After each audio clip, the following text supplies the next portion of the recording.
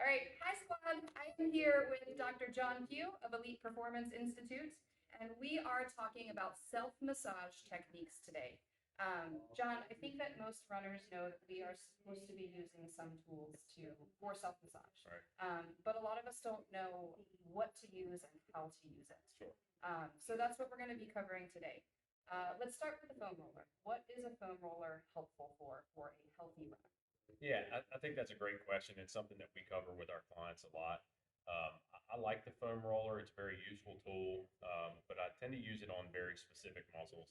The bigger muscles of the lower leg, the quad, the hamstring, maybe a little bit to the IT band, the outside of the thigh. But I tend to stay away from the hip and the lower leg because I think there's some better tools to get into those muscles. So the foam roller is a tool that you would typically use by sitting or laying on top of the foam roller and using your body weight as pressure to apply. Right, and that's why I like to use things like the lacrosse ball or the massage gun for the lower leg because I don't think that you can get enough body weight into those structures with the foam roller. The lacrosse ball is better at getting into those muscles. It doesn't require as much pressure because it's a smaller surface, a little more pinpoint. Are there good times that we should or shouldn't be using a foam roller? Should you foam roll before you run, for example? Yeah, I think before and or after it is a great way to utilize those techniques. You can implement them into your warm up to kind of prime the muscle, get it ready to perform.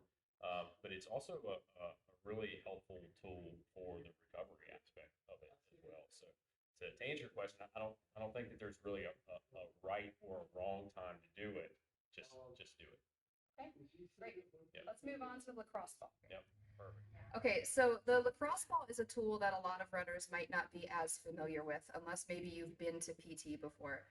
So how do we use a lacrosse ball on our muscles? Do we use it on the floor in the same way you would use a foam roller? Yeah, so with the lower leg, the calf specifically, you would use that just like you would a foam roller. Put the ball on the floor, put your leg on top, and roll around just like you use the foam roller.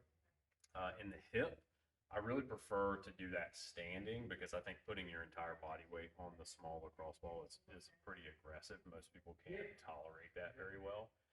So what I'll do is I'll find a wall, put that ball right on the out. I usually start kind of on the outside of my hip.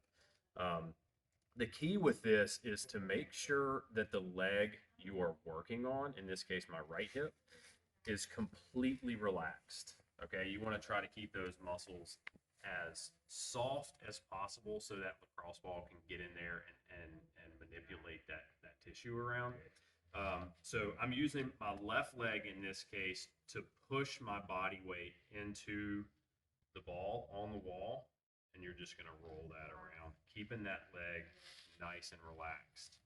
You can shift around, work to the back, work to the front, just like that.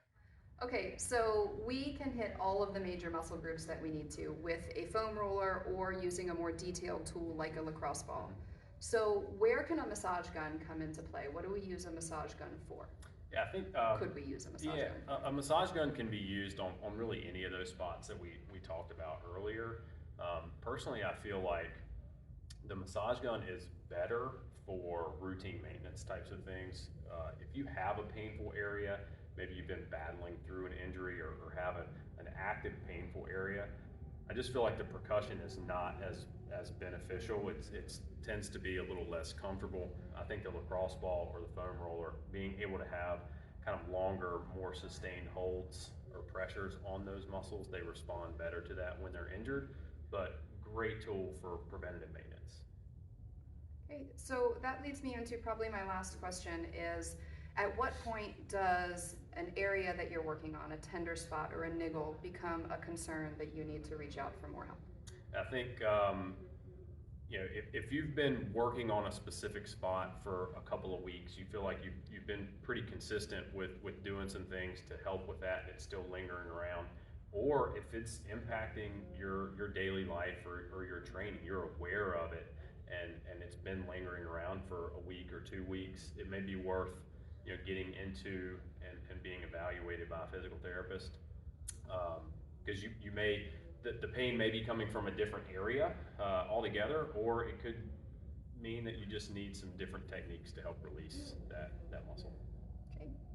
So if you live local to the greater Washington County, Maryland area, we cannot more highly recommend Elite Performance Institute. This is where the Run Squad comes when we need physical therapy and an extra hand.